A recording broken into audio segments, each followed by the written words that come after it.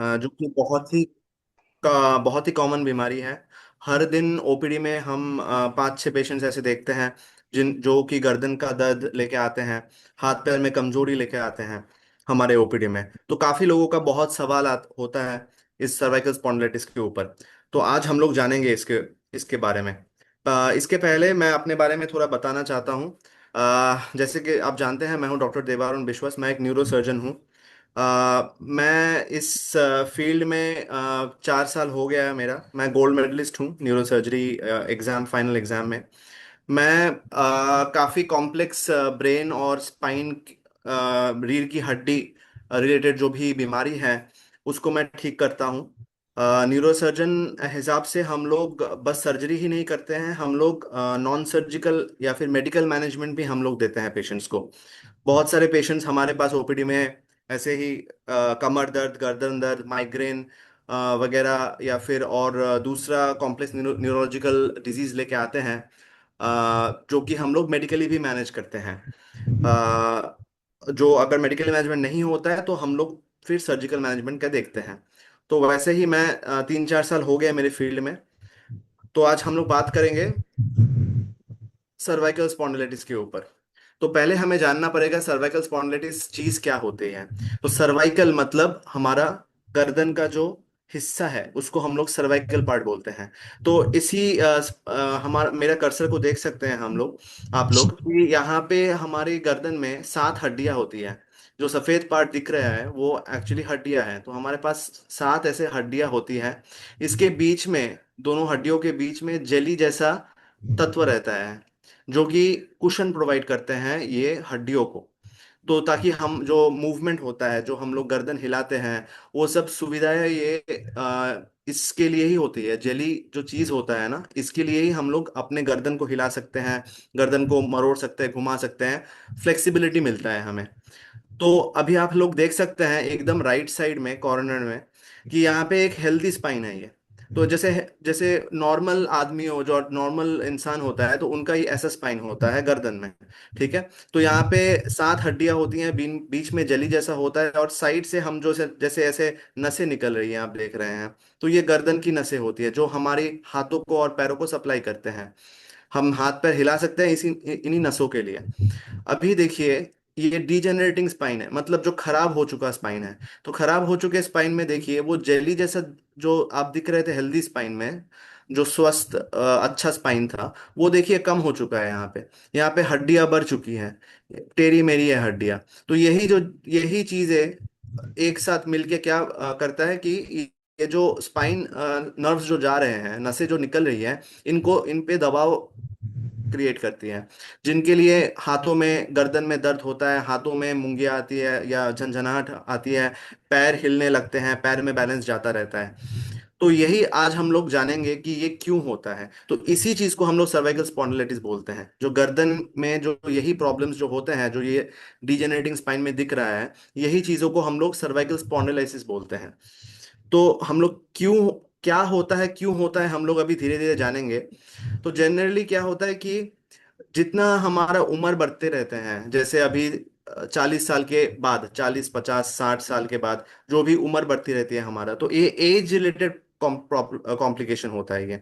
जितना एज जाता रहता है, वो जेली जैसा चीज जो देखा है आप लोगों ने हड्डियों के बीच में, वो कम होता रहता है। तो जब भी वो कम होता रहता है, वो हड्डियां बढ़ने लगती है साइड से, तो नसें दबने लगती है। तो वो एक एज रिलेटेड फैक्टर होता है हमारा।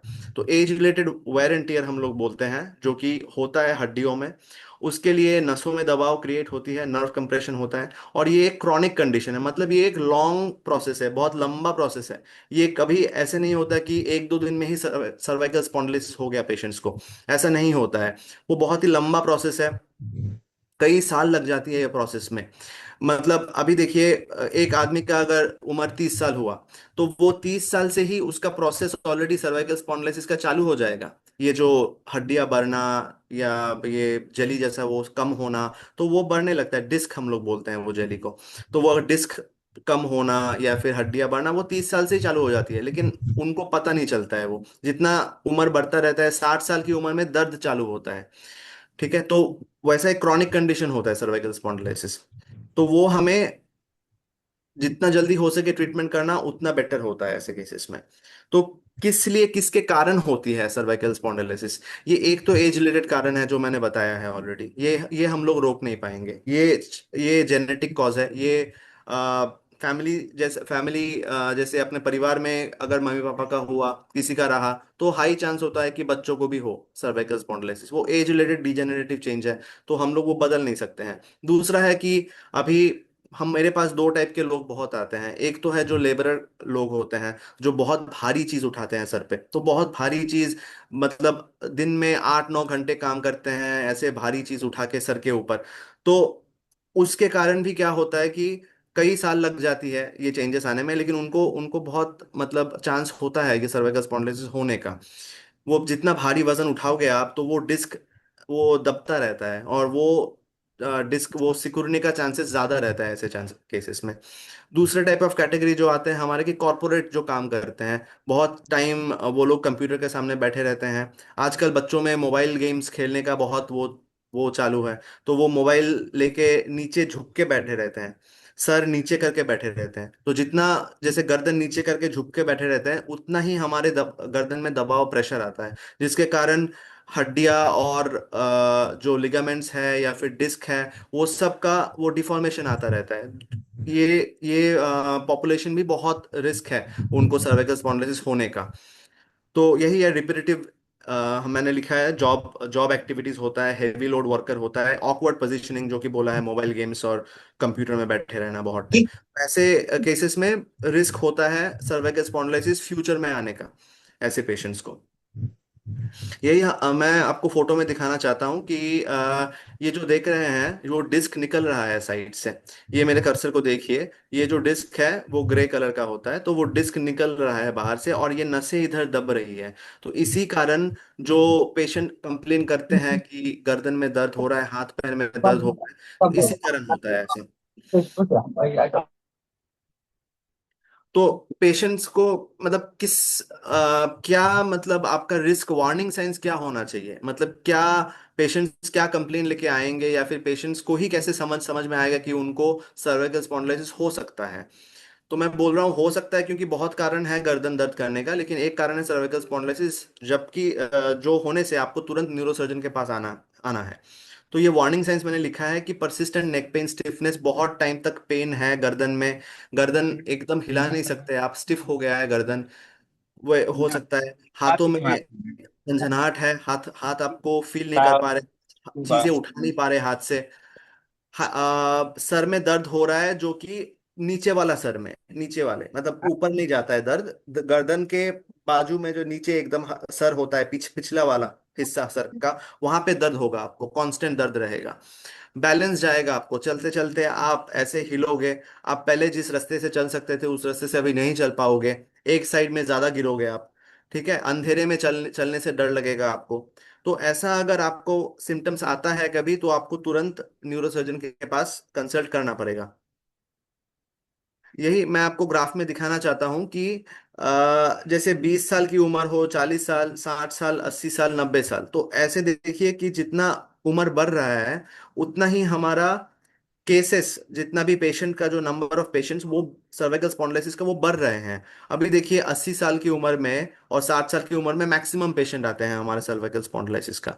तो ऐसा अगर आपका उम्र 60 साल से 80 साल के बीच में हो, और या फिर 50 साल पकड़ लो, 50 साल 80 साल के बीच में, और आपको ऐसे सिम्टम्स आ रहे हैं कि गर्दन में दर्द हो रहा है, हाथों में झंझनाहट आ रही है, हाँ बैलेंस जा रहा है, तो तब आपको सोचना पड़ेगा कि आपको सर्वाइकल स्पॉन्डिलोसिस हो सकता है। और आप वैसे काम करते हो कि बहुत टाइम तक कंप्यूटर में बैठे रहते हो, फिर आपको बहुत हिस्ट्री ऑफ वो बहुत हैवी वेट लिफ्टिंग का, आपका मतलब भारी चीजें उठाने का आपका हिस्ट्री है काम करने का, तो फिर आप सोच सकते हो कि सर्वाइकल स्पॉन्डिलोसिस आपको हो सकता है ऐसे।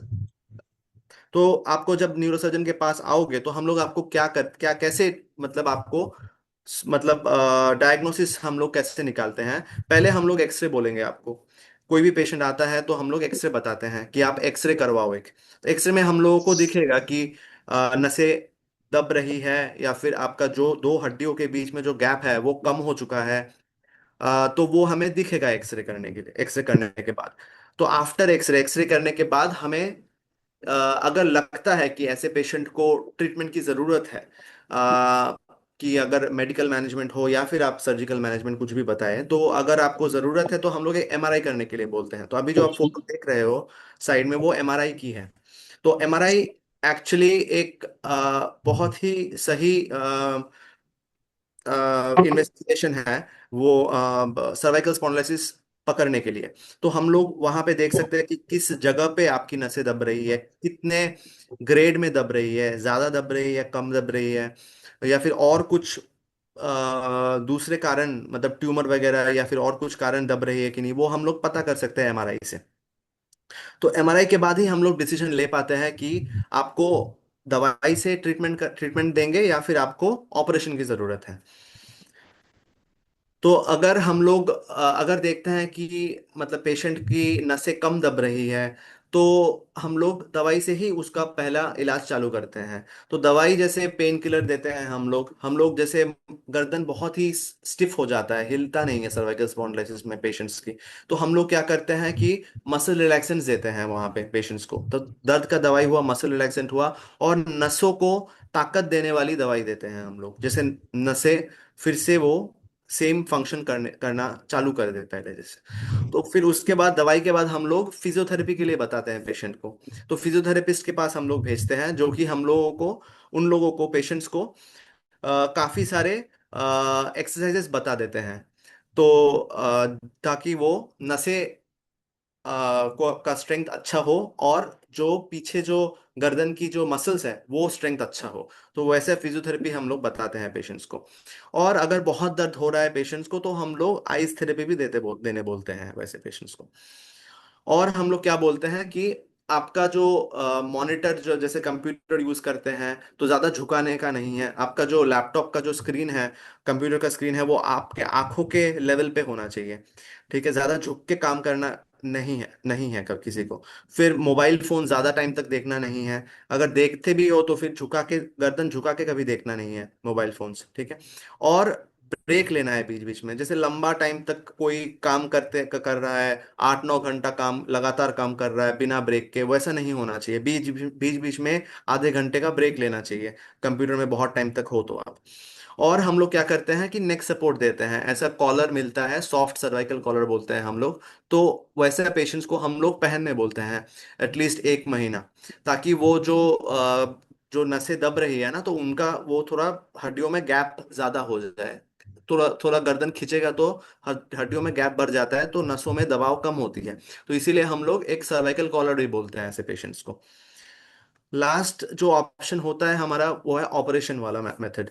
तो अगर दवाई से कम नहीं हो रहा है पेशेंट्स को, अगर हाथ पैर में कमजोरियां बढ़ रही हैं, अगर दवाई दे रहे हैं फिर भी कमजोरी बढ़ रही है, पहले उठा पाता था थोड़ा पेन अच्छे से पेशेंट, अभी वो उठा ही नहीं पा रहा है, बैलेंस लगातार गिर रहा है पेशेंट का, तो ऐसे पेशेंट्स को हम लोग ऑपरेशन बोलते हैं। दवाई से ठीक नहीं हुआ, फिजियोथेरेपी से ठीक नहीं हुआ तो ऐसे पेशेंट्स का जो परसेंटेज है वो काफी कम है। पहले हम लोग दवाई से ही ठीक करते हैं। उसी से अगर आप लोग पेशेंट जल्दी आते हैं डॉक्टर के, न्यूरोसर्जन के पास, तो हम लोग तुरंत दवाई चालू करेंगे, तो फिर ठीक है, कॉलर पहनने के बोलेंगे तो ठीक है। लेकिन अगर लेट आते हैं स्टेज में, ताकि वो मतलब बढ़ ही रहा है पेशेंट, लोग अवेयर नहीं है, तो इसलिए एंड में क्या होता है, सर्जरी की जरूरत पड़ जाता है ऐसे पेशेंट्स को। तो हम लोग क्या करते हैं, जो सफेद हिस्सा दिख रहा है वो डिस्क पार्ट है। तो हम लोग वो डिस्क पार्ट निकालते हैं ऑपरेशन करके, और वहां पे एक आर्टिफिशियल डिस्क लगाते हैं जो कि मेटल का होता है। तो मेटल का डिस्क लगा देते हैं हम लोग, ताकि हम लोग दोनों हड्डियों के बीच में गैप को बढ़ा सके। और जब भी हम लोग हड्डियों के बीच में गैप को बढ़ाते हैं, नसों में जो दबाव है वो कम हो जाती है। तो और इसी कारण पेशेंट लोग अच्छे होकर घर जाते हैं।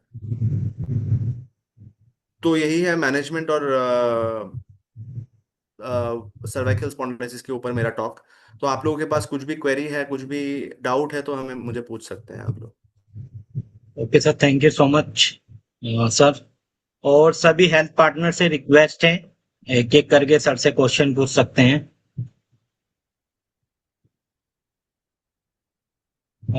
मैम डॉक्टर सोनू कुमार ये क्वेश्चन पूछना चाह रहे हैं, म्यूट कर दीजिए मैम इनको, अनम्यूट। हाँ डॉक्टर सोनू कुमार सर पूछे। हाँ सर, नमस्कार। नमस्कार, बोलिए। एक एमआरआई अपने पास है जो AT L3 L4 L5 and L5S1 level का नस स्पाइनल का दब रहा है। तो क्या हम्म। उसको मेडिसिन से चल तो रहा है, लेकिन कंडीशन क्या है जो वो अ, दर्द जो है, पेन जो है रिलीफ हो नहीं रहा। तो मैंने उसको फिजियोथेरेपी के लिए कहा है। तो क्या हम्म। इसको लास्ट में सर्जरी और जरूरत है, या मेडिसिन से इसको हो सकता है? मतलब कितना दिन हुआ मेडिसिन चलने का अभी? समथिंग ये 1 मंथ हो गया है सर। 1 मंथ हो गया ना? जी जी। और कुछ भी सुधार नहीं है पेशेंट को, या फिर अभी थोड़ा Actually, इम्प्रूवमेंट हुआ है? क्या होता है कि पेन किलर खाने के बाद जो है समथिंग 4-5 घंटा रिलैक्स तो फील होता है, लेकिन हाँ। वो, हाँ, वो फिर से दर्द होना शुरू हो जाती है। कितने सालों से हो रही है उसको दर्द? समथिंग 2 मंथ से है लगभग ये दिक्कत उसको। 2 मंथ से है। देखिए हाँ, वो हम एक लोग, जी जी। हाँ हम लोग क्या बोलते हैं कि ऐसे जो आपका डिस्कशन लंबर स्पाइन में है, तो हम लोग ऐसे लंबर केसेस को हम एक एक्चुअली पहले तो मुझे एमआरआई देखना है उनको, उनका, तो हाँ उससे जी, मैं हमारा डिसीजन ज्यादा ले पाऊंगा। तो अगर आपके पास एमआरआई है तो मुझे शेयर कीजिए, मैं आप व्हाट्सएप कीजिए, मैं आपको हेल्प हाँ, करने के लिए रेडी हूँ। मैं ग्रुप में ही। हाँ, जी दूसरा सर। बात है कि हम लोग जनरली 6 हफ्ता हम लोग दवाई देके देखते हैं पेशेंट्स को। तो आपका जी जैसे 1 महीना हुआ है तो 4 हफ्ता हुआ है, और 2 हफ्ता आप देख सकते हैं मेडिसिन देके उनको। अगर उससे कम नहीं हो रहा है पेशेंट का, और अगर मैं एमआरआई में देखता हूँ कि काफी ज्यादा कंप्रेशन है नर्व का, तो ऑपरेशन का जरूरत पड़ेगा उनको। 6 हफ्ते में अगर कम नहीं हो रहा है, कुछ भी सुधार नहीं हो रहा है, तो जनरली 6 हफ्ता देखना होता है। तो बेस्ट होगा अगर मुझे एमआरआई भेजे आप। और जस्ट। हाँ, और दूसरा आप 6 हफ्ता और 2 हफ्ता वेट कीजिए। आप देखिए पेशेंट को और कुछ कमजोरी आ रहा है, या फिर पेशाब करने में, या फिर मतलब यूरिन करने में, यूरिनेशन में प्रॉब्लम आ रहा है, तो फिर तुरंत ऑपरेशन करना पड़ेगा। अगर ऐसा नहीं है तो फिर 6 हफ्ता वेट कीजिए। अगर कम नहीं हो रहा है तो फिर आप न्यूरोसर्जन को कंसल्ट कर सकते हैं। एमआरआई देख के वो लोग मोस्टली हाँ ऑपरेशन का देखेंगे, डिसाइड करेंगे।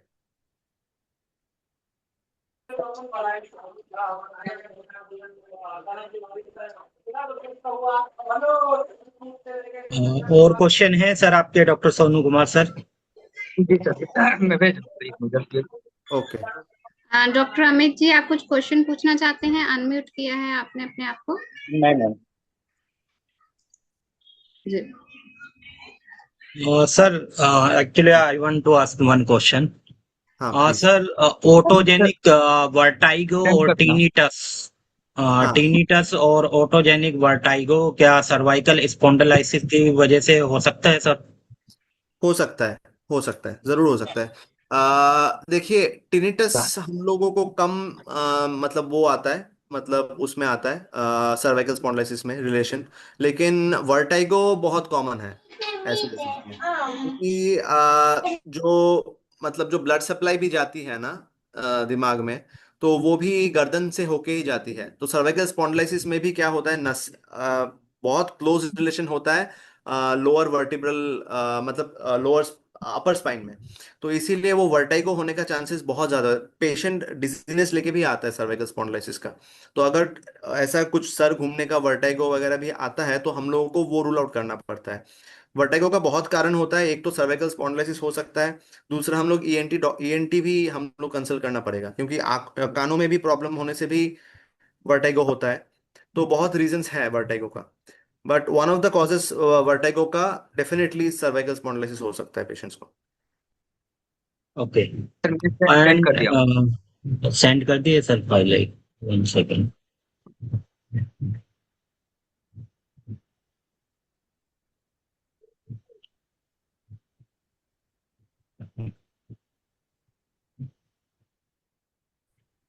और कुछ है सवाल, कुछ पूछने हैं? एचपी हमारे जितने भी हैं डॉक्टर से सवाल कर लीजिए, अगर आपके पास ऐसा कोई पेशेंट आता है या आपको कभी प्रॉब्लम हो न्यूरो के रिगार्डिंग कुछ भी, तो आप और सवाल भी कर सकते हैं या फिर कमेंट बॉक्स में डाल सकते हैं अपना क्वेश्चन। अच्छा, मैंने कमेंट बॉक्स में डाल दिया था WhatsApp. Yes sir, yes sir. Sir देख लीजिए, इन्होंने सीटी स्कैन शेयर किया है सर। एमआरआई ओके, रिपोर्ट है। ओके, ओके, मैं देखता हूँ।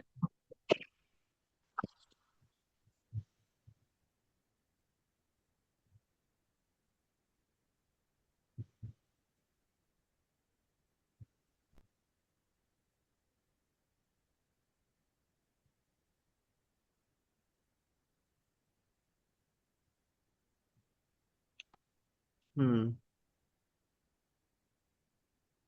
सर जितना मुझे लग रहा है उनको ऑपरेशन की जरूरत पड़ेगी।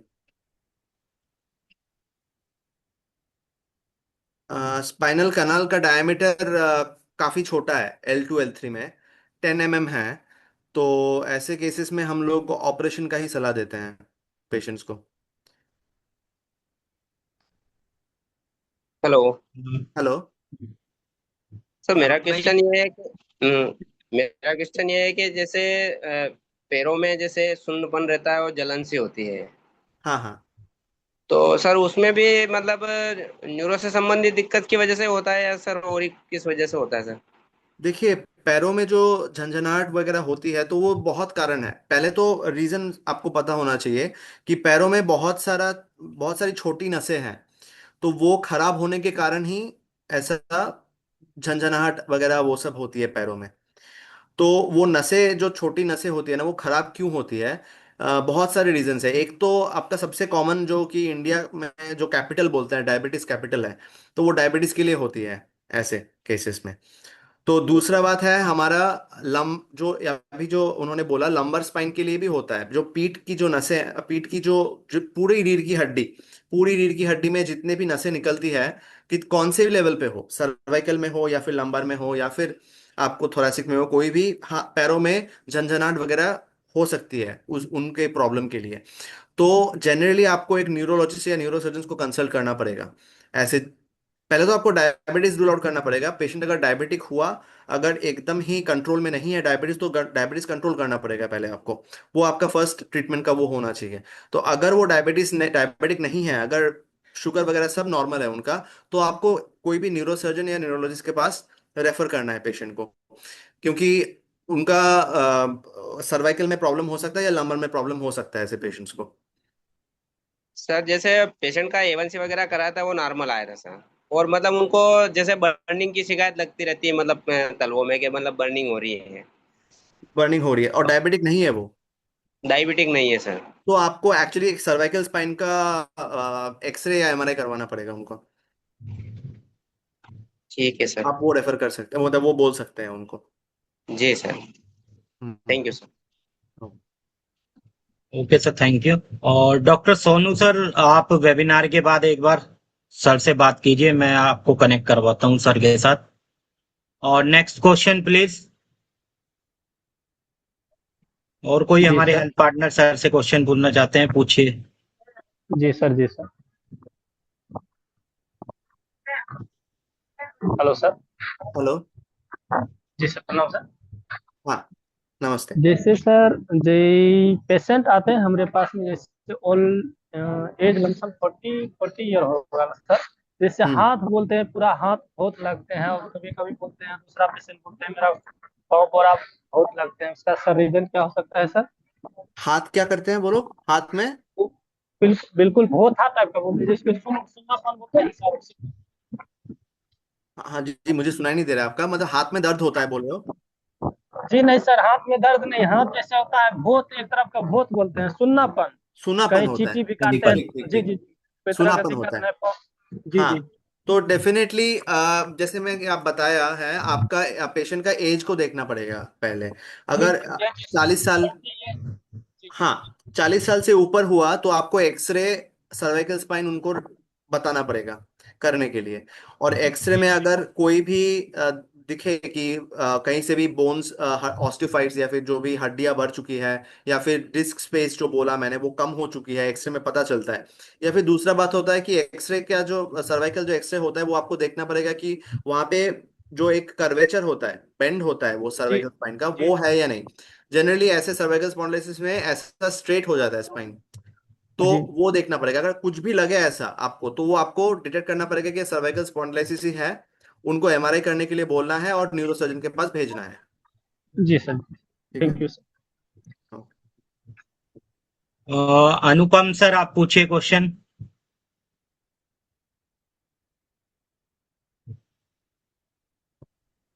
Hello, good afternoon hello. Sir. Good afternoon. हाँ सर, मेरा बस छोटा सा क्वेश्चन है कि अभी रिसेंट में एक पेशेंट है, मेरी मदर ही है। हम्म। उनका अभी 10 डेज पहले एक्सीडेंट हुआ था, तो उनको अभी हेमोराइड्स बने हुए हैं, सूजन है ब्रेन में, और ऑपरेशन हो गया, तो क्या रिकवरी के चांसेस हैं बेटर की अभी नहीं? हो सकता है कि नहीं हो क्या सकता? ऑपरेशन हुआ उनका? जैसे कि उनके ब्रेन में क्लॉटिंग्स हो गई थी अच्छा। काफी ज्यादा, तो ऑपरेशन करके उन्होंने थोड़ा सा कुछ रिलीज किया है, हाँ। एक पंप लगाया था जिससे वो थोड़ा सा ब्लड बाहर आया, फिर उसके बाद अभी कर रखा है उन्होंने, बोला कि लेकिन सूजन कम नहीं हो रही, तो क्या चांसेस है कम होने के? और उनका स्पाइनल कॉर्ड D10 जो हड्डी होती है, हाँ हाँ हाँ हाँ जी। ये है काफी ज्यादा हद तक डैमेज है, उम्र कितना है उनका? अप्रोक्स 65। 65। अच्छा, और ऑपरेशन के पहले उनका मतलब कंडीशन कैसा था? पेशेंट मतलब मम्मी का? कंडीशन तो ज्यादा अच्छी नहीं है, अब जैसे वो बोल नहीं पा रही है अभी। नहीं, पहले पहले ऑपरेशन के पहले का कैसा था? ऑपरेशन के पहले भी वो बोल नहीं पा रही थी, एक हाथ उनका उठ नहीं रहा था, अच्छा, तो देखिए डॉक्टर। रिकवरी मतलब क्या है ना कि कोई मतलब अभी 65 ईयर्स में रिकवरी बहुत स्लो होने का एक्सपेक्टेशन अब रखी है। ज्यादा जल्दी रिकवरी नहीं होता है ऐसे पेशेंट्स, टाइम लगता है बहुत। और अगर रिकवर हो भी जाती है तो आपको मतलब समझना पड़ेगा कि इधर वो मतलब बेड में बहुत टाइम रहना पड़ेगा उनको, घर में आके भी बेड रिडन ही रहेंगी मोस्टली, और या फिर कुछ डेफिसिट्स लेके आएंगी। मतलब एकदम नॉर्मल आप एक्सपेक्ट मत कीजिए कि इस एज में ऐसे मतलब कॉम्प्लेक्स ऑपरेशन के बाद एकदम रिकवर होके आए। मतलब फुल रिकवरी मैंने बहुत कम देखे हैं ऐसे पेशेंट्स में। नहीं, मैं ये पूछना चाह रहा, जैसे वो अभी बोल नहीं पा रही है, तो क्या चांसेस है फ्यूचर में 1-2 साल बाद या 3 साल बाद? देखिए बोलने का अगर मतलब मुझे स्कैन वगैरह देखना पड़ेगा, अगर बोलने के एरिया में ही प्रॉब्लम हुआ उनका, अगर क्लॉट जम गया था उसी एरिया में, बोलने के एरिया में दिमाग में, तो हम्म, फिर रिकवरी होने का, फुल रिकवरी का चांसेस आप नील जीरो ही समझ लीजिए। अगर बोल भी रही है बाद में तो भी थोड़ा वो स्लरिंग रहेगा, उनको थोड़ा मतलब अटक समझ अटक रहा के हूँ, ऐसा। समझ रहा हम्म। हूँ। जी अनुपम जी, आप अपनी रिपोर्ट्स डॉक्टर के साथ शेयर कर दीजिएगा वेबिनार के बाद, तो जो भी रहेगा डॉक्टर आपको सुजेस्ट कर देंगे। ठीक है, मेरे पास काफी ज्यादा MRIs है, मैं भेज दूंगा। जी सर। किसको यस सर। भेजूंगा, आपको भेजूंगा कि मैं सर को भेजूंगा? मैंने भेजा तो। आप ओपीडी डाल के सर रिपोर्ट सिस्टम में डाल सकते हैं, ताकि इन फ्यूचर भी दोबारा रिक्वायरमेंट हो तो वहाँ पे सेव रहती है ना। ठीक है। जी सर। Okay, thank you. जी welcome sir. BS Yadav ji, आप कुछ पूछना चाहते हैं? अपने आप को अनम्यूट किया है आपने। हेलो। जी यस सर बोलिए सर। पूछिए। एक एक पेशेंट है हमारे पास, उम्र है 18 साल। हाँ जी। तो हाथों पैर में कंपन बताता है, कंपन मतलब थथराहट या कांपना। कहाँ पे बताते हैं? हाथों में? हाथ, हाँ हाथ पैर मतलब हाथों में जाता है। हाथों में ज्यादा है? ठीक है। देखिए 18 साल में जनरली ये केस नहीं हो सकता है सर्वाइकल स्पॉन्डिलोसिस का, मोस्टली मुझे लग रहा है। ज्यादा कंपन वो बता रहे हैं तो देखिए न्यूरोलॉजिकल प्रॉब्लम्स बहुत होते हैं, बहुत सारे होते हैं हाथों में कंपन का, जो ट्रेमर्स हम लोग बोलते हैं न्यूरोलॉजी के शब्द में। तो वो कंपन का आपको इवेलुएट करने के लिए आपको न्यूरोलॉजिस्ट के पास भेजना है पेशेंट को, क्योंकि वो ट्रेमर्स का बहुत सारा अभी, जैसे एसेंशियल ट्रेमर्स हम लोग बोलते हैं, पार्किंसन डिजीज हम लोग बोलते हैं, तो ऐसे बहुत सारी बीमारियां हैं जो इस उम्र में होती हैं पेशेंट्स को। तो उसका थोड़ा डीप इवैल्यूएशन लगेगा, थोड़ा मतलब तो हम लोग उससे इवैल्यूएट करना पड़ेगा, ईएमजी वगैरह वो सब करवाना है, बहुत डीप इवैल्यूएशन करना है, तो उसके लिए न्यूरोलॉजिस्ट को आप ज़्यादा रेफर करें तो अच्छा है, न्यूरोसर्जन से, ऐसे पेशेंट्स को। हाँ। Okay sir, thank you. और कोई हमारे हेल्थ पार्टनर पूछिए सर से क्वेश्चन। सर डॉक्टर अमित पूछना चाह रहे हैं, एडिमा मेडिसिन से सही हो सकता है या नहीं? एडिमा 1.8 मतलब मुझे समझा नहीं, 1.8। अमित सर आप अपने आप को अनम्यूट करके क्वेश्चन पूछिए। 1.8 आपने लिखा है जो मेडिसिन। जी सर, नमस्ते जैसे सर सर। पूछिए। मैं हाँ ये बोल। जानना चाहता हूँ सर, हमारे पास एक पेशेंट है, तो उसको 1.8 सीटी स्कैन में दिखा रहा है, तो वो क्या मेडिसिन से सही हो सकता है या फिर ऑपरेट कराना पड़ेगा? 1.8 क्या है, एमएम है या सेंटीमीटर? जी जी। नहीं नहीं, MM लिखा है सर। एमएम। जी। नहीं नहीं नहीं, वन जनरली हमें 5 mm या ऊपर होना चाहिए ऑपरेशन के लिए। तो 1.8 mm इतना ज्यादा नहीं है। 1.8 सेंटीमीटर होता तो मैं बोलता तुरंत ऑपरेशन करवा लो। लेकिन क्या हुआ एक्चुअली उनको, किसके लिए एडिमा सर हुआ है? उनको, नहीं नहीं सर, जी मान लीजिए एक से 1.5 महीने पहले वो हमारे पास जब आए थे तो हम्म। बता रहे थे कि उनको चक्कर आ गया था सुबह सुबह, यानी अर्ली मॉर्निंग 4 AM। हम्म। उनको चक्कर आया, चक्कर आने के बाद वो किसी को गए दिखाए, फिर हमारे पास आए तो हमने उनको सीटी लिखा, जाके करा हम्म। के आओ, देखते हैं क्या है क्या अच्छा। नहीं ना। अच्छा, अभी कैसे है पेशेंट?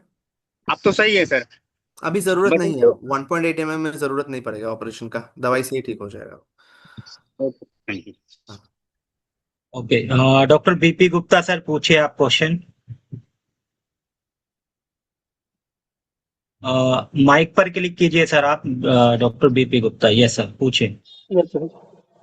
सर ये बताइए कि मेरा जो है डायबिटिक पेशेंट है, 51 एज है, और हाँ, शोल्डर पेन होता है कभी राइट साइड में कभी लेफ्ट साइड में। शोल्डर पेन होता है।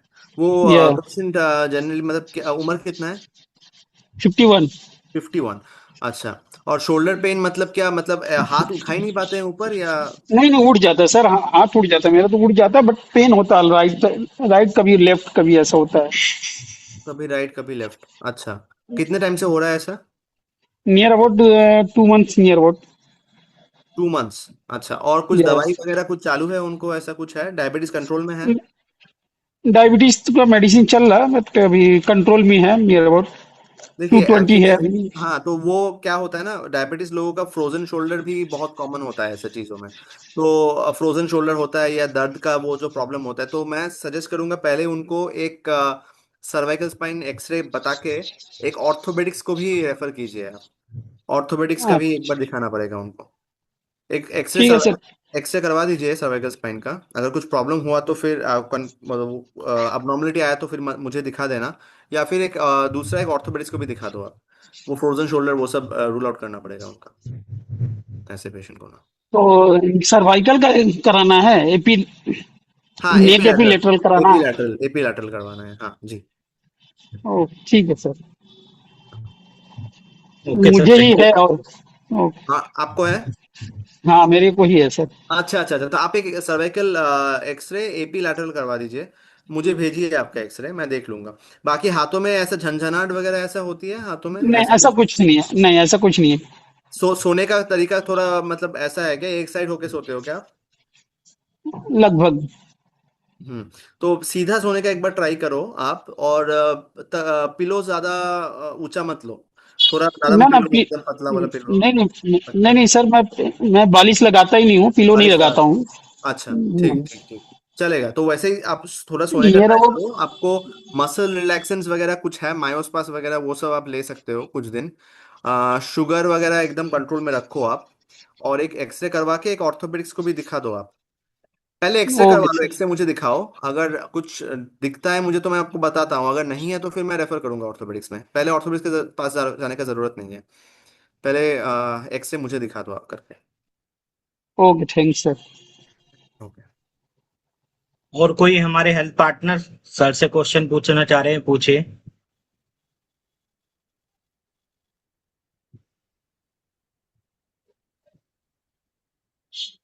डॉक्टर नवीन सिंह राजपूत। जी नमस्कार सर। नमस्कार। नमस्कार, पूछिए सर क्वेश्चन। सर सर एक पेशेंट है मेरे पास जो उनका कंप्लेन है कि जब रात में सोते हैं तो सोते सोते कमर में पेन होता है, फिर जब सुबह सो के उठती है तो कमर पूरा अकड़ जाता है, फिर थोड़ा देर के बाद दर्द कुछ कंट्रोल होता है, बट 1 साल से समस्या चल रहा है सर। हम्म। देखिए ये क्या वो, हो सकता है? हाँ हाँ हाँ, वो एक उसको हम लोग एक अलग बीमारी है जो कि सुबह उठने में एकदम अकड़ा हुआ वो रहता है कमर। जी और जी जितना जी दिन जाता है थोड़ा बेटर इंप्रूवमेंट होने लगता है पेशेंट को। फिर रात जी को फिर जी से सोते उठने के बाद फिर से आकर जाती है। तो आप, मैं जी सजेस्ट करूंगा आप एक एमआरआई कीजिए उनका। जी एमआरआई जी करके हम लोग देखेंगे, ठीक है? तो वो एक्चुअली जो स्पाइन होता है ना वो थोड़ा टेढ़ी होती है, पीठ, ठीक है। कमर का। तो वो उनका हम्म। सीधा हो जाता है, जिसको हम लोग वो बैम्बू स्पाइन बोलते हैं। जो बांस की जो लकड़ी होती है ना, वो ऐसा सीधा हो जाता जी है। तो उसके लिए जी प्रॉब्लम हो सकता है उनको। तो एक एमआरआई करवा लीजिए आप। और जी सर। एमआरआई करके हम लोग देखेंगे, वो सेम वो नसें दबने के लिए ही होती है वैसे पेशेंट्स को। तो वो हमें वो जी जनरली हम लोग दवाई से अगर ठीक नहीं हो रहा है तो फिर हम लोग ऑपरेशन करते हैं लास्ट में। लेकिन एक बार एमआरआई करके मुझे दिखाइए उनका। जी सर। जी सर। सर एक और पेशेंट है जो उनका कंप्लेन है कि गर्दन से लेकर के लेफ्ट हैंड में पूरा हाथ में झुनझुनी सुनापन जैसा लगता है कंटिन्यू। फिर हाँ। मैंने उनका डायबिटिक डायबिटिक का जांच किया, मतलब रेंडम, तो रेंडम में शुगर तो बहुत ज्यादा बढ़ा हुआ था। हम्म। हम्म। तो फिर कारण क्या हो सकता है सर, ऐसा देखिए, मतलब? डायबिटीज तो एक 100% वो कारण है। तो डायबिटीज को जी आप एकदम कंट्रोल में लाइए। तो मोस्टली जी ऐसे रीजन में क्या, ऐसे पेशेंट्स में क्या होता है, डायबिटीज कंट्रोल में लेने के बाद वो ठीक हो जाता है।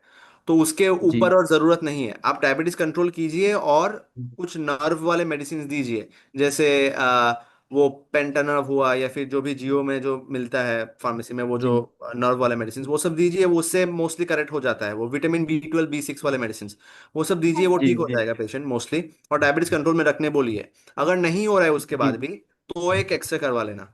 लेकिन पहले आप जी सर। डायबिटीज कंट्रोल और वो जो नर्व वाले मेडिसिन दीजिए, उसी से हो जाएगा, मोस्टली कंट्रोल हो जी सर। जाएगा। जी सर। सर और किन्हीं किन्हीं का ऐसा कंप्लेन होता है कि गर्दन से लेकर के जस्ट सो ये क्या क्या बोलते हैं, एल्बो तक ही पेन रहता है। ये हाँ। क्या हो सकता है हाँ, कारण? वही है सेम एक्चुअली। उसमें क्या होता है ना कि 7 वर्टिब्रा होता है हमारे सर्वाइकल स्पाइन में।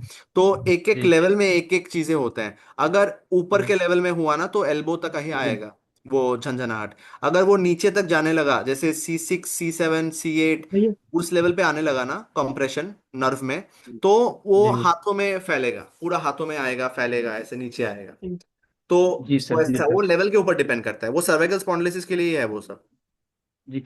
अच्छा सर, एक चीज और, कभी कभी क्या होता है ना कि ऐसा हम कंप्लेंट सुने हुए हैं कि गर्दन का नस दबने से बीचों बीच आपका क्या बोलते हैं, चेस्ट में पेन होता है, मतलब जहाँ पे हार्ट होता है वहां पे पेन, ऐसा कुछ हो है क्या? देखिए, वो बहुत रेयर है। वो भी मैं बोल रहा हूँ, जी C5 लेवल पे अगर होता है, C4 C5 में अगर कंप्रेशन होता है ना, तो वो सेम जी नस ही नीचे जाती है, हमारे छाती का जो वो डायफ्राम होता है वो सबको सप्लाई करती है। तो उसी जी लिए जी। हो सकता है ऐसा। अच्छा अच्छा। ऐसा नहीं है कि नहीं हो सकता, डेफिनेटली हो सकता है, लेकिन वो C5 C4 C5 C3 4 5 level पे कंप्रेशन होना चाहिए उसके लिए। तो जी होता है। सर। जी। ओके ओके, नमस्कार सर। नमस्कार। और कोई हमारे हेल्थ पार्टनर सर से क्वेश्चन पूछना चाह रहे हैं?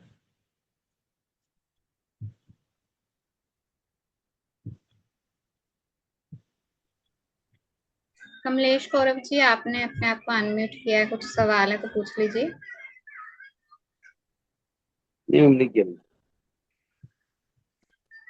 जी सर। हेलो। जी हेलो। जी। ये सर पूछे। आवाज आ रही?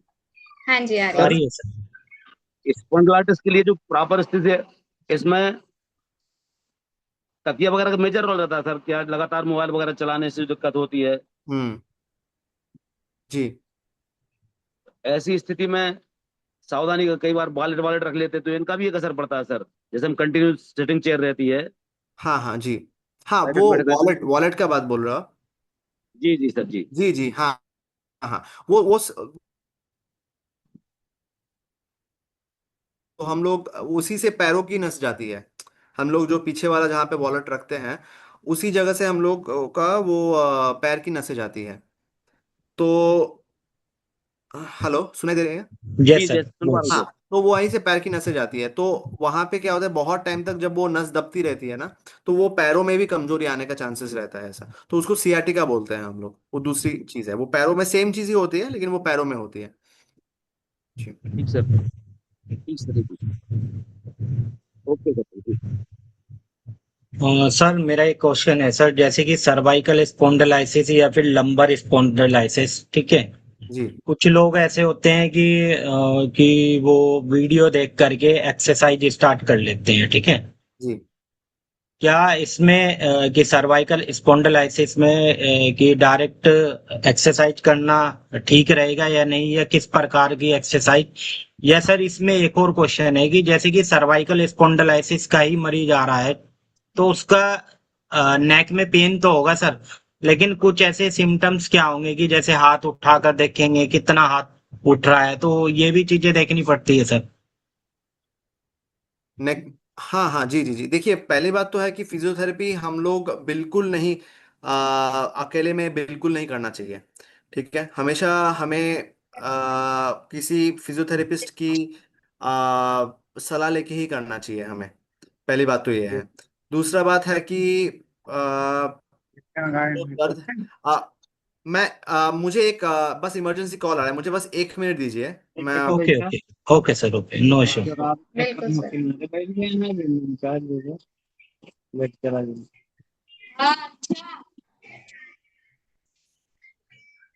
ठीक है, ठीक है।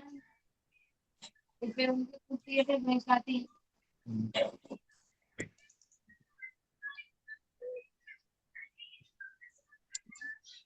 तो देना 50।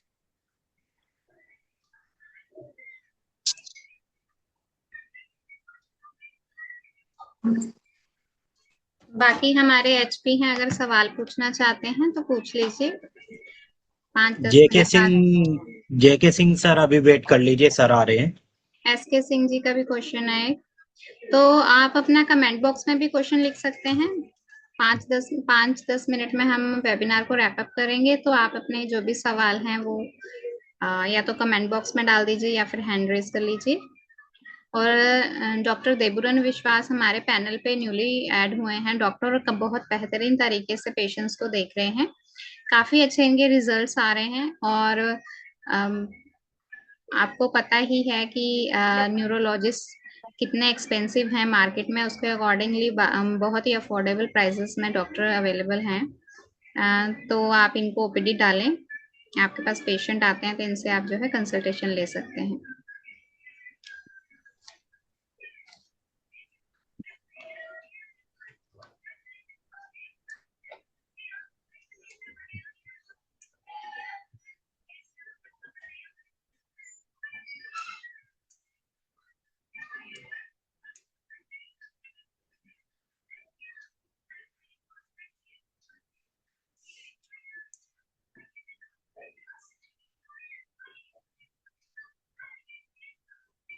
और बाकी जिनके पास रिपोर्ट्स हैं, एमआरआई है, सीटी स्कैन है, उनके साथ एक बार पूजा मैम और हम कनेक्ट करते हैं बाद में, वेबिनार के बाद। Hello, sorry, yes sir. Sorry, हाँ। तो मैं वही बोल रहा था कि फिजियोथेरेपी आप लोगों को अकेले बिल्कुल नहीं करने देना है कोई भी पेशेंट को। हमेशा कोई भी फिजियोथेरेपिस्ट के साथ मिलके, क्योंकि क्या होता है कि सर्वाइकल स्पॉन्डिलोलिसिस में गर्दन थोड़ा कमजोर रहती है पेशेंट्स का। तो कुछ भी उल्टा सीधा करने गए तो वहां पे ही हमारा जो सांस लेने का सेंटर है, हार्ट का कंट्रोल का सेंटर है, सब कुछ नीचे स्पाइन में रहता है। तो कुछ भी गड़बड़ हुआ तो वो सब खराब हो सकती है, पेशेंट्स कोई भी इमरजेंसी में जा सकता है। ऐसे केसेस में हाथ पैर पूरा परमानेंट डैमेज हो सकता है। तो ऐसे कभी भी मतलब खुद से करने नहीं दीजिए आप। वीडियो देख के कोई भी कुछ मत करने दीजिए। जो भी रजिस्टर्ड फिजियोथेरेपिस्ट है उनके पास ही भेजना है पेशेंट्स को। Okay okay sir, thank you. Sir एक क्वेश्चन आया है, सर मुझे नेक पेन होता है बट राइट टर्न करने पे, लेफ्ट टर्न करने पे नहीं होता। बस नेक पेन, ठीक है, वो एक्चुअली मसल स्पैज्म के लिए भी हो सकता है। मैं बोलूंगा कि आप मसल रिलैक्सेंस जो मिलते हैं, मायोस्पास वगैरह, वो सब लेके देखिए एटलीस्ट 5 डेज, दिन में 2 बार।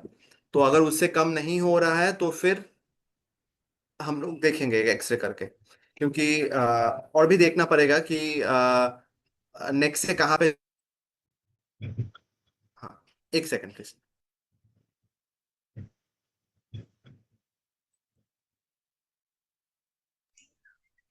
और कोई एचपी है तो अपना सवाल कमेंट बॉक्स में डाल दीजिए, हम डॉक्टर से पूछ लेते हैं।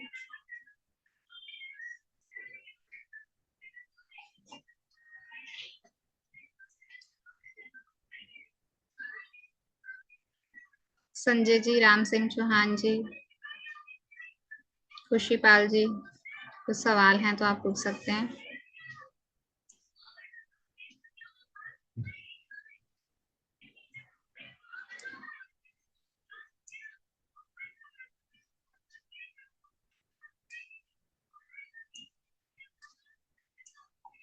बाकी आप जो है न्यूरो के केस हमारे पैनल पे डॉक्टर देबुरन विश्वास न्यूरोलॉजिस्ट हैं, उनको दिखा सकते हैं। उनकी टाइमिंग 2 बजे से लेके रात के 10 बजे तक अवेलेबल रहती है, और हमारी ओपीडी जो है मॉर्निंग 8 बजे से लेके रात के 10 बजे तक अवेलेबल रहती है। अगर आपके पास कोई ऐसे पेशेंट आते हैं लेट नाइट, कोई क्रिटिकल केस है, कुछ इश्यू है, तो उनको आप हमारे पैनल पे 10 बजे तक दिखा सकते हैं। क्योंकि जैसे आजकल समर्स हैं तो धूप में पेशेंट यूजुअली नहीं आते हैं, तो इवनिंग टाइम में भी आप ओपीडी जो है रात के 10 बजे तक हमें दिखा सकते हैं। Hello, sorry. जी सर। और कुछ क्वेश्चंस हैं? साइटिका साइटिका पेन के पेन बारे में के बताएं बारे में सर, क्या बताएं ये सर, ठीक हो सकता है? हाँ जी, बिल्कुल ठीक हो सकता है। हमें एक्चुअली इनिशियल टाइम में ही हम लोगों को तुरंत ट्रीटमेंट चालू करना पड़ेगा, क्योंकि सायाटिका जो सायाटिक नर्व होता है बहुत मोटा नर्व होता है वो। तो जितना आप उसको, मतलब जैसे कंप्रेशन हो रहा है, दब रहा है, वो वॉलेट रख रहे हो, झंझनाहट आ रही है, फिर भी आप ध्यान नहीं दे रहे हो उसके ऊपर, तो आप 1-2 साल तक ऐसा करते रहोगे तो वो नर्व सिकुड़ जाएगी। उसके बाद क्या होता है, हाथ पैर में कमजोरी आती है, उसके बाद ट्रीटमेंट करके कोई फायदा नहीं है। लेकिन आप अगर इनिशियल टाइम में ही आप ट्रीटमेंट करते हो, पहले पहले ही ट्रीटमेंट करते हो, ये नस पूरी पूरी खराब होने के पहले, तो डेफिनेटली ट्रीटेबल है। उसके लिए कुछ नहीं करना है। उसके लिए दो चीज हो सकता है, आप आपका लाइफस्टाइल बदलो, वॉलेट पॉकेट में ना रखो पीछे, एक चीज हो सकता है। दूसरा है कि आपको वही नर्व जो मेडिसिन होता है, नर्व मेडिसिन, वो जो B12 B6 वाले मेडिसिन होते हैं, वो सब आप कंटिन्यू करो। दूसरा साइटिका रीजन हो सकता है कि वॉलेट नहीं होके भी आप जो जो सर्वाइकल स्पॉन्डिलोसिस के लिए भी साइटिका हो सकती है। तो अगर वो हो रही है तो आपको उसके लिए आपको ऑपरेशन करवाना पड़ेगा। ऑपरेशन का ही मोस्टली सजेस्टेड रहता है वो। Okay, okay sir, sir. यहाँ पे मेरा एक अ, सवाल है। एक्चुअली लास्ट 2 ईयर से मुझे साइटिका पेन हो रहा है। जी। वो कंटिन्यू नहीं रहता एक्चुअली, कभी हो जाती है, आता है पेन और कभी नहीं आता है, या तो वो फिर ज्यादातर मैं अगर चेयर पे जिस दिन ज्यादा बैठे रहूं या उस दौरान हो हाँ, जाता है सर। जी। तो अच्छा, चेयर पे जब नहीं बैठती हो तो आराम होता है। जी, तब आराम रहता है सर। जी जी, आपको एक्चुअली देखिए, आपको मैं वही बोल रहा हूँ, लॉन्ग सिटिंग, मतलब ऐसे बैठे मत रहिए आप। बीच बीच में मैं जैसे बताया ना, ब्रेक लेते रहिए। आप आधा घंटा काम कीजिए, 10-5 मिनट उठ के खड़े होके थोड़ा चलिए, जी। ऐसा आप कंटिन्यू कीजिए। और आपको जैसे पेंटानर्व हुआ या फिर नर्विजन, जो भी ये मेडिसिन है, तो वो जी। आप एटलीस्ट 1 महीना लीजिए, दिन में एक बार करके। ठीक जी। है। और ब्रेक लेके काम कीजिए, कांस्टेंट बैठे मत रहिए। तो ओके। अगर वैसा हो रहा है, वैसे से कम हो जाना चाहिए। अगर नहीं हो रहा है तो फिर एक MRI करवाना पड़ेगा, लेकिन एटलीस्ट 1 महीना आप वैसा करके देखिए, आपको आराम मिलेगा। ओके, और सर इसका जिम में कुछ ऐसा होता है कि ज्यादा बढ़ सकती है, या वर्कआउट से ऐसा कुछ? वैसा कुछ भी नहीं है। जनरली स्क्वाटिंग वगैरह में क्या होता है कि वो बैठ के उठना, वो थोड़ा, जितना थोड़ा वेट लेके जो स्क्वाट करते हो वो थोड़ा कम करने से बेटर है। एक राइट। महीना मैं बताऊंगा, क्योंकि जी। अभी हमें पता नहीं sciatica किसके लिए हो रहा है। आपको अगर लंबर स्पाइन के लिए हो रहा है तो फिर आपको जिम कुछ दिन बंद रखना पड़ेगा। ओके। तो इसलिए स्क्वाटिंग वगैरह, जो नीचे झुक के काम का वेट लिफ्टिंग होगा, वो सब कम कीजिए। मोस्टली वो आपका अपर ट्रंक या वो हैंड वगैरह, वो सब का ही कीजिए आप ओके। एक्सरसाइजेस। नीचे कमर से नीचे वो सब एक्सरसाइजेस कम कीजिए अभी आपका, ओके। स्किप कीजिए 1 मंथ। Thank you doctor. और कोई ओके सर। हमारे एचपी जो सवाल पूछना चाहते हैं?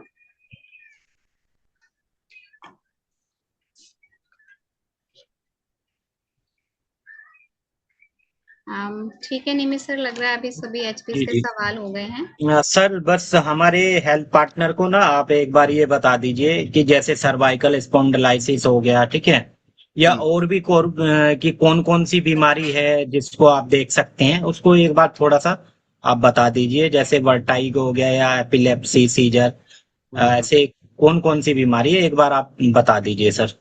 देखिए, जैसे एज ए न्यूरोसर्जन हम लोग सर्वाइकल स्पॉन्डिलोसिस देखते हैं। गर्दन, कोई भी दर्द हुआ गर्दन में तो हम लोग देखेंगे। हाथ पैर में कोई भी पेशेंट आ रहा है झंझनाहट वगैरह लेके, वो हम लोग देखते हैं। सर दर्द हो रहा है वो हम लोग देखते हैं। अखरियाँ आ रही है वो हम लोग देखते हैं, या जो भी सीजर्स आ रहे हैं वो हम लोग देखते हैं। कमर का दर्द, पैरों में झंझनाहट, जो सर्वाइकल स्पॉन्डिलोसिस लंबर स्पॉन्डिलोसिस होता है, वो हम लोग देखते हैं। जैसे अचानक से वो ट्रॉमा कोई भी केस आया, मतलब जैसे एक्सीडेंट वगैरह, वो हम लोग देखते हैं। एक्सीडेंट के लिए जो स्पाइन इंजरी होता है, स्पाइन फ्रैक्चर्स होता है, वो भी हम लोग देखते हैं। कोई भी फेस में कोई भी पेन हुआ, जैसे ट्राइजेमिनल न्यूरल्जिया हम लोग बोलते हैं, जैसे फेस में एक साइड में बहुत पेन हो रहा है, लाइट में देख नहीं पा रहे हैं, तो हम लोग देखते हैं। धीरे धीरे जैसे पिट्यूटरी का कोई केस हुआ, वो हम लोग देखते हैं। जैसे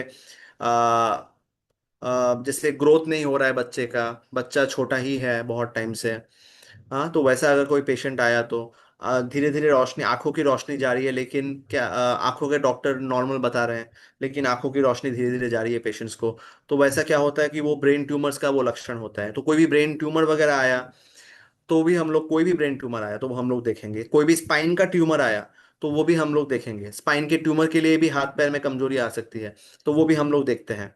स्ट्रोक वगैरह का कोई भी केस आया, स्ट्रोक का मतलब ब्रेन का स्ट्रोक मैं बता रहा हूँ, तो वो भी हम लोग देखते हैं। तो ऐसा कोई भी पेशेंट आया तो हम लोग, आप रेफर कर सकते हैं neurosurgeon. Okay sir, thank you so much sir, आपका काफी वंडरफुल वेबिनार रहा है। और नेक्स्ट टाइम फिर हम आपके साथ जुड़ेंगे न्यू टॉपिक के साथ। Sure sure. बिल्कुल, जो थैंक यू। डॉक्टर्स ने प्रॉब्लम्स बताई हैं उसके रिगार्डिंग आपके पास कोई भी केस हो, कोई भी पेशेंट हो, आप दिखा सकते हैं डॉक्टर को। डॉक्टर 2 बजे से लेकर रात के 10 बजे तक अवेलेबल रहते हैं। और कभी कोई सजेशन चाहिए तो हमारी टीम हमेशा अवेलेबल है आपके लिए। Thank you so much sir आज का वेबिनार के लिए। जी, थैंक यू। आप